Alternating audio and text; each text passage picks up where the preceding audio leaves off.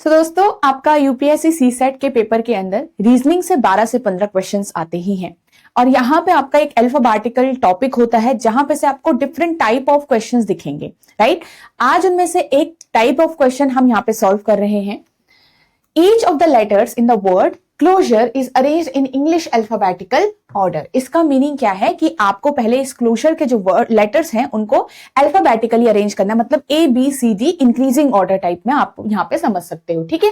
फिर उसके बाद आपको बताना है कि how many letters are there in the English alphabetical series. Again जैसे कि चलो पहले इसको हम अरेंज कर देते हैं, तो C E L O R S and U, ठीक है। ये हमारे पास टोटल लेटर इस तरीके से आ गए।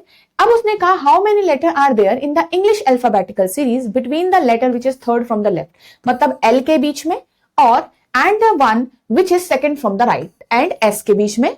क्या बोला है उसने, एल और एस के बीच में आपके पास कितने नंबर ऑफ लेटर हैं जो कि इंग्लिश अल्फाबेटिकल सीरीज में है।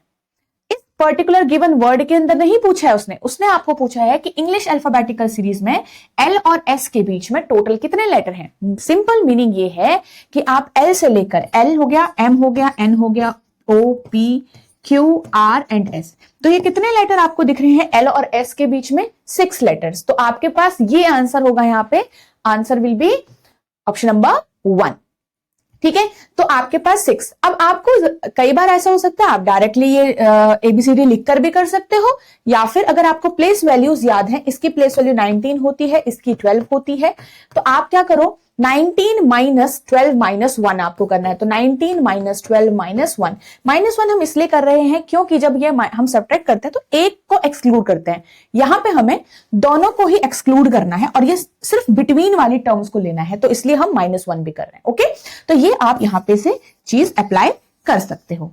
ओके, सो आई होप आपको ये समझ आएगा और भी इसी टाइप के क्वेश्चंस में ये चीज हेल्प करेगी, ठीक है। तो इसी टाइप के काफी क्वेश्चंस मैंने आपको 1000 एमसीक्यू सीरीज जो आपकी चल रही है इसी चैनल पर सॉल्व कराए हुए हैं, उसको आप फॉलो कर सकते हो। आपको हर सैटरडे यहाँ पे रीजनिंग की वीडियोस मिलती हैं, जरूर फॉलो करिए, लाइक जरूर करिएगा वीडियोस को, ठीक है। सो यहाँ पे आपको हर एक टॉपिक को जब भी आप कवर करोगे, जो भी टॉपिक आप पढ़ रहे हो, याद रखिएगा उस टॉपिक के हर टाइप ऑफ क्वेश्चंस आप जरूर पढ़ें अपने एग्जाम के लिए।